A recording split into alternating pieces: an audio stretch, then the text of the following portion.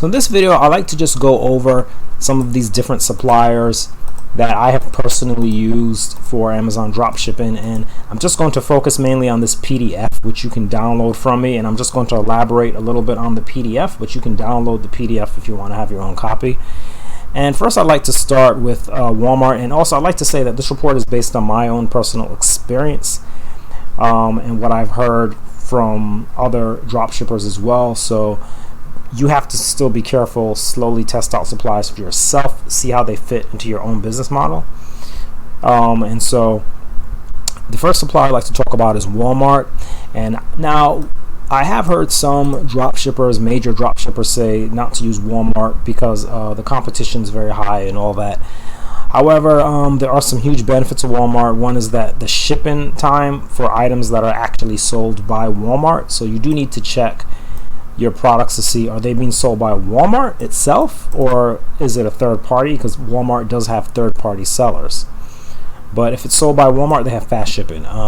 Here's a big warning though that I've heard as well from other dropshippers on YouTube, which is that I heard that they're actually doing some deliveries with DoorDash on smaller items. That's not a good thing because it means that there won't be any tracking on those items. So what I would suggest is if you're going to use Walmart to sell larger items, because DoorDash is basically where you have a person who has their own car and they just put the item in their own car and they deliver it.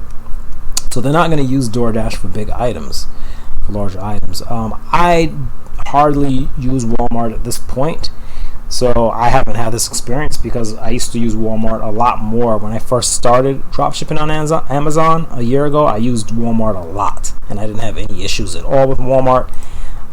Multiple addresses are no problem. They have an easy returns policy. I have the link here if you want to look at it. You can also just Google these return policies. They always provided me with the return label on all the returns, and I did a lot of returns with Walmart in the past. And some other comments I have on it. This is kind of like a negative. It's used by a lot of sellers, but it's also a positive because it's used by a lot of sellers because it's trusted by a lot of sellers. But generally, one issue is that there's a lot of competition on Walmart products, and there are still profitable products there, but you have to look hard for them. All right, or you just but if you use software like the software that I've demonstrated in a number of my videos, it is a lot easier to find profitable products. But yeah, I mean, because so many people are using it, it's sometimes a little difficult. Okay, this is walmart.com in case you want to see what it looks like. Now then you have Home Depot, right? Home Depot.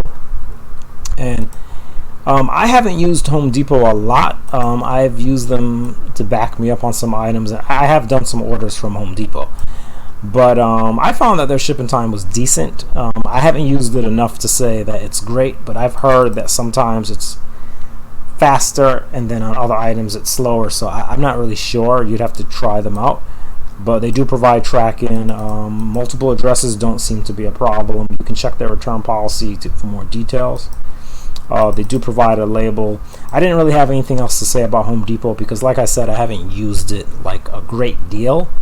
Then there's Overstock, right? So Overstock is interesting. Overstock, their shipping varies. I've had items, and here's overstock.com, and I wish I had some items ready as an example, but there's some items on Overstock that ship very fast, and then there are these other items where it tells you that the shipping time is going to be weeks, like 4 to 5 weeks. So I have sold an item like that. It didn't take 5 weeks, but it took a long time to ship, and I ended up with late shipments, even though I put the handling time very long. I don't remember how many days, but the shipment was still late because the shipping was just so long.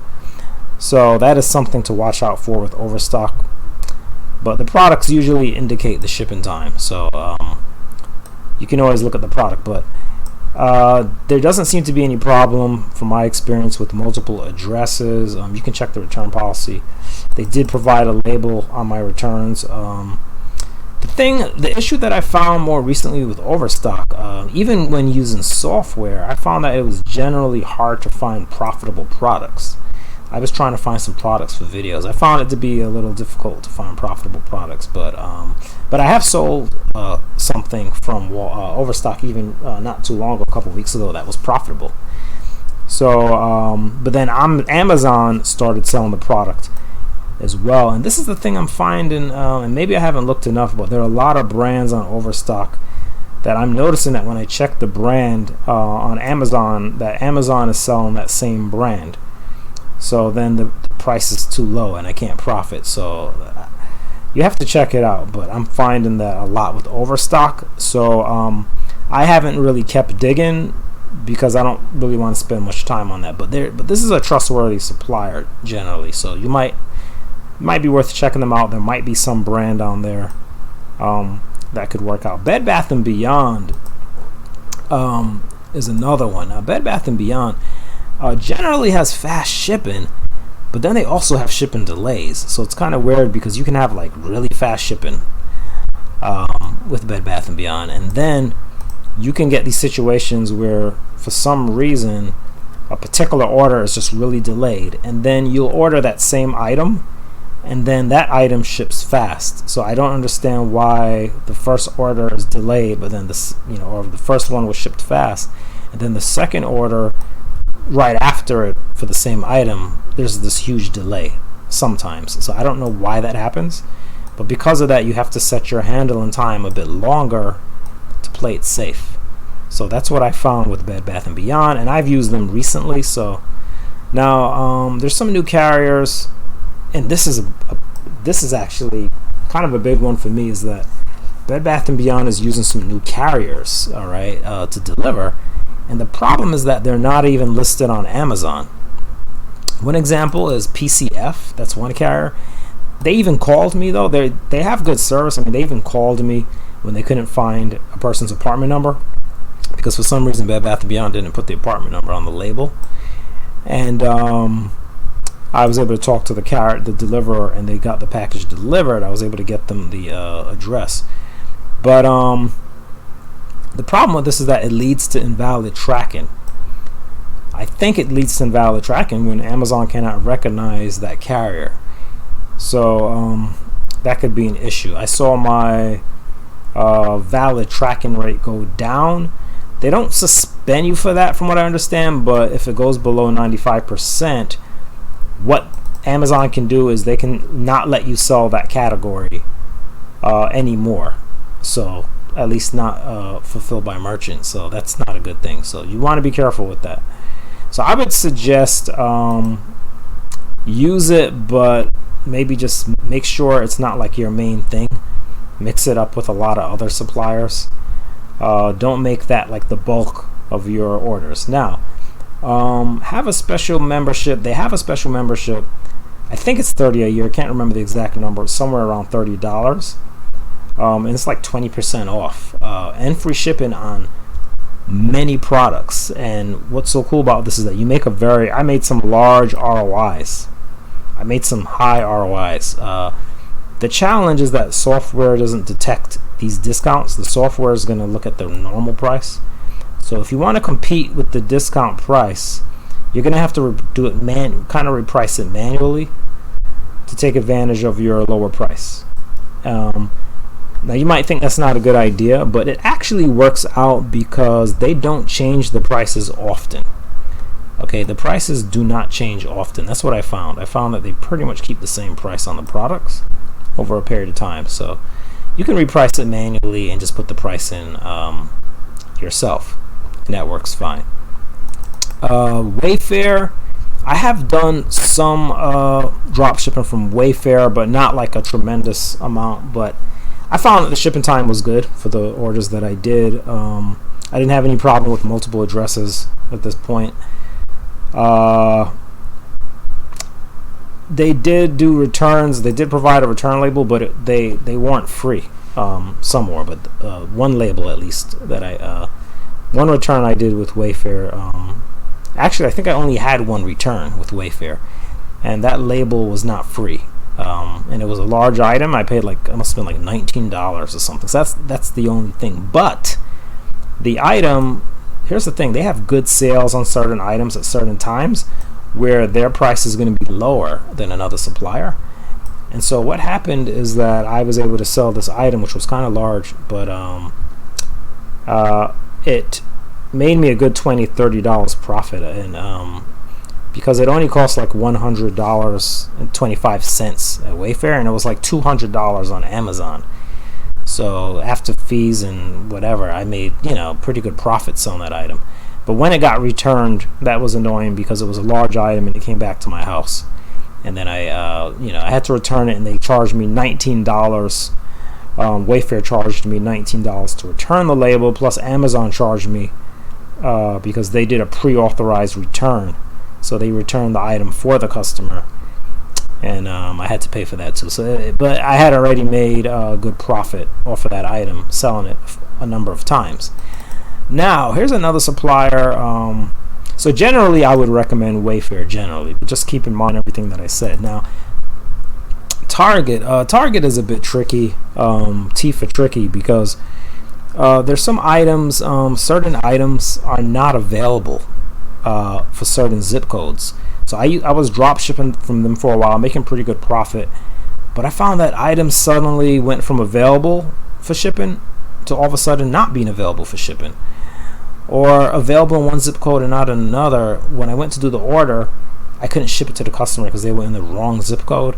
That's not a good thing, right? And if there's no backup, you're in trouble, all right? And I did end up even having to cancel an order at some point. So I think even a couple, right? And then that's when I stopped using them. Now, I'm not saying not to use them, but that is an issue if they're suddenly going to stop shipping an item, or that's kind of risky. I have to say that it's quite risky, actually. All right, when a supplier doesn't ship to certain zip codes. They are good on returns. They were very good on returns, return labels, free return labels. No problem doing returns. I did a number of returns with them because I sold a lot with Target. But and the competition, I haven't used them for a few months, honestly, but actually I think I used them lastly. It was in the summer. It's now December, so it's been a while. But the competition wasn't too bad at that time. There was competition, but it wasn't really bad. I was able to find some profitable products. I made pretty good profit. But again, I just found it to be too tricky with the whole shipping zip code, going from shipping to not shipping.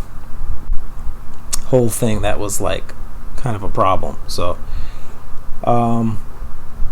yeah. So these are basically the suppliers that I have had.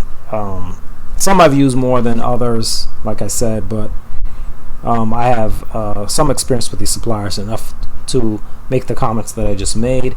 Again, if you're going to use any of these suppliers, I always suggest take your time with the supplier, take your time with the product, try bit by bit. However, I can pretty much say that with Walmart, Home Depot, Overstock, I mean, you can pretty much jump right into those because they're pretty good on shipping, and these are very popular. But even so, do your brand's research, as I showed in other videos. Check your brands from the supplier. Go to the supplier, see what brands they sell. Check to see if they're possibly on any restricted brands lists out there that you can get. I provided some information on that in other videos. Check my channel. You'll see on Excel for Amazon dropshipping. You'll see videos with having to do with brands and researching brands and things like that from your supplier. So again, you can get this PDF if you'd like to have an actual copy of this. I might update it in the future. I can't promise that I will, but it's possible that I might or I might not. But if I do, of course, I'll let you know that I updated it. But you can just go ahead and download a copy of this. By the way, this is Wayfair. I didn't show you Wayfair. And this is Target. And this is Bed Bath & Beyond. Well, this is Mr. Mark, Excel for Amazon Dropshipping. I hope you found this video, my take on these suppliers, to be at least somewhat helpful, especially if you're just getting started or if you're in the early stages of your Amazon dropshipping. Comment, suggestions, or questions, leave them below. I look forward to seeing you in another video.